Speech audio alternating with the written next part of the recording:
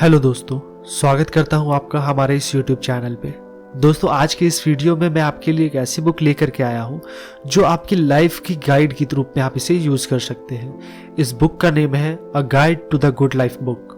दोस्तों, ये बुक हमें एक अच्छी और खुशी वाली लाइफ के बारे में बताती है कि कैसे खुशी हासिल कर सकते हैं और हम सभी एक अच्छा जीवन यापन कर सकते हैं। यह किताब हमें हर महत्वपूर्ण प्रश्नों का समाधान बताती है और आपको प्राचीन स्टोइक फिलॉसफी के बारे में भी बताती है, जिससे हम अपने जीवन में नैतिकता और शांति प्राप्त कर सकते हैं। यह बुक उन लोगों के लिए है जो फिलॉसफी के छात्र हैं, जो अपने मन में नकारात्मक सोच मिटाना चाहते हैं, जो एक साधारण और एक शांतिपूर्ण जीवन बिताना चाहते हैं। चलिए अब हम इनके लेखक के बारे में जान लेते हैं। दोस्तों, इस बुक को लिखा है विलियम बी अर्विन डायलॉन ने, जो ओहायो के राइट स्टेट विश्वविद्यालय के अध्यापक हैं।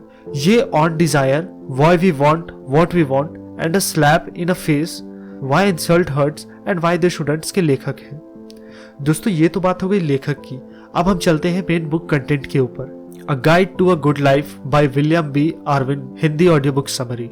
दोस्तों, क्या आपको किसी लाइन में खड़े होने पर बहुत गुस्सा आता है?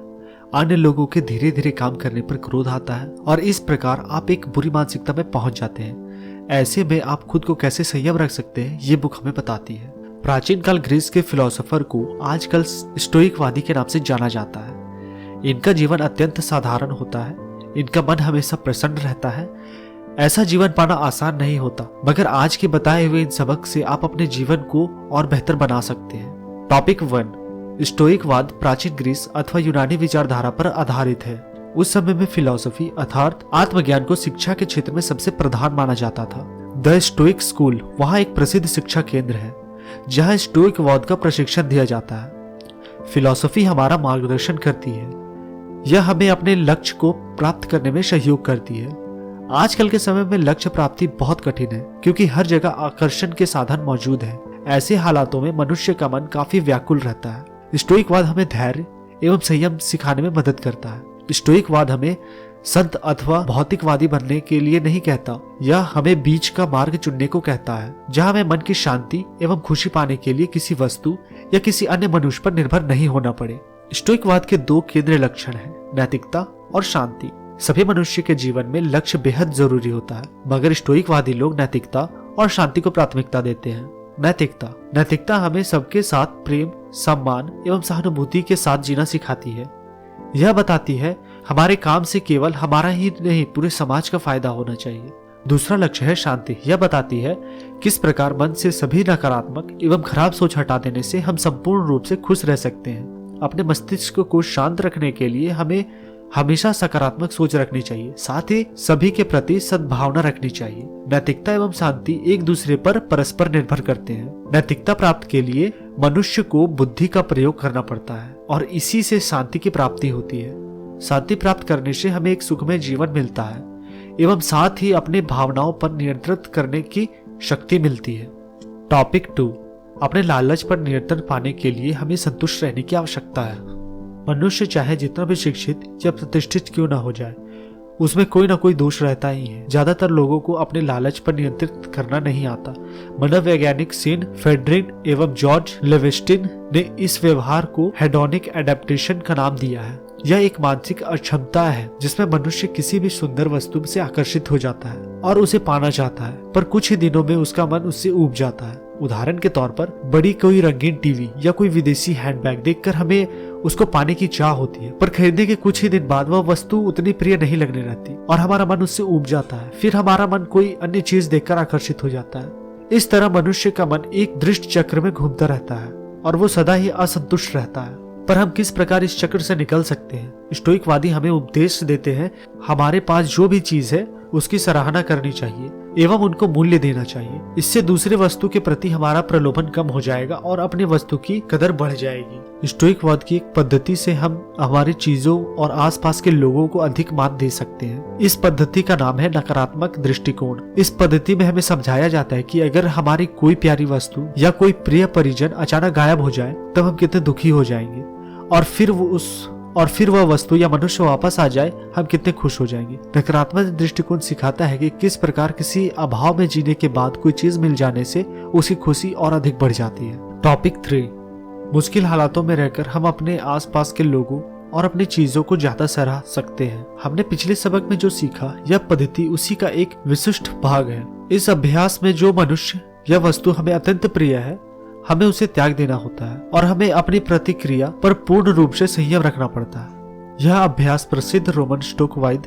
सेनेका का लेख टू प्रैक्टिस पॉवर्टी पर आधारित है। इस अभ्यास में किसी स्टोइकवाद को ज्यादा दुख नहीं पहुंचता क्योंकि उनका मन मुश्किल हालातों में भी खुश रहता है। इस अभ्यास से हम और ज्यादा सशक्त बनते हैं। जब हमारे पास कोई वस्तु नहीं रहेगी तब खुद को काबू में रख सकेंगे और जब वह वस्तु साथ रहेगी तब उसको बहुमूल्य समझेंगे। उदाहरण के तौर पर सोचिए, हमारे पास कार और बाइक दोनों है और कुछ दिनों तक हम खाली बाइक चलाते हैं। फिर कुछ दिनों बाद जब हम कार में सफर करेंगे तब हमें बहुत आराम महसूस होगी और हम कार के रहने पर शुक्रगुजार होंगे। इस प्रकार जब हम किसी भी वस्तु या व्यक्ति का कुछ दिनों के लिए संपूर्ण त्याग या उपभोग करना छोड़ देंगे, एक तो हमें अपनी इच्छाओं पर नियंत्रण मिलेगा, दूसरा हमारे लिए उस वस्तु या व्यक्ति के होने का मूल्य बहुत ज्यादा बढ़ जाएगा। हमारी इच्छा शक्ति और ज्यादा मजबूत बनेगी जिससे हम अपने जीवन में और बेहतर निर्णय ले सकेंगे। टॉपिक 4, जिस चीज को हम बदल ना पाए उसके प्रति अपना रवैया ही बदल डाले। हमें सर्वदा किसी न किसी चीज की अपेक्षा रहती है, चाहे वो एक खुशहाल परिवार हो या अपने कर्म क्षेत्र में संबंधित कोई बात।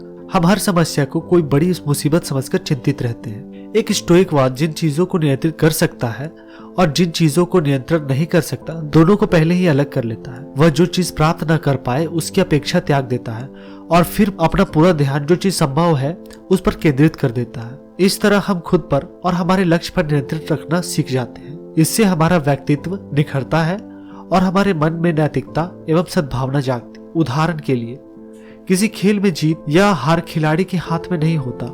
ऐसे में बेहतर है कि कोई अपेक्षा ही न रखे, जिससे कि हार से हमें अत्यंत दुख न पहुंचे और हम पूरा ध्यान खेल में दे सके। इससे खेल में जीत की संभावना और बढ़ जाती है। नेक्स्ट टॉपिक, दूसरों पर गुस्सा करना या दूसरों की राय पर निर्भर होना व्यर्थ है।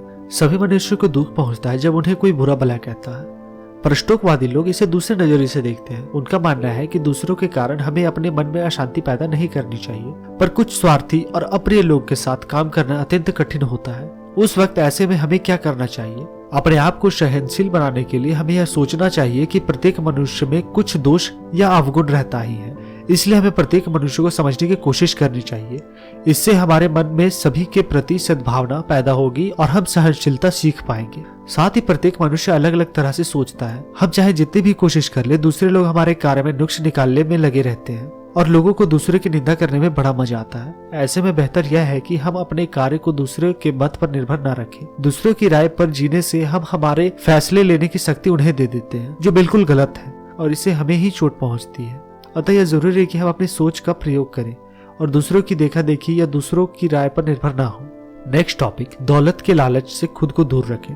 ज्यादातर देखा जाता है कि मनुष्य दौलत को खुशी पाने का माध्यम समझ बैठता है, पर स्टोकवादी लोगों का मानना है कि वास्तविक में हमारी खुशी हमारी मानसिक स्थिति पर निर्भर करती है, न कि दौलत पर। स्टोक फिलोसोफर मुसोनियन का कहना है, दौलत मनुष्य को और ज्यादा लोभी एवं दुखी बना देती है। दौलत शोहरत का मोह कभी खत्म नहीं होता और वह मनुष्य को पूरी तरह कैद कर लेता है। इसकी चर्चा हमने पहले ही की है।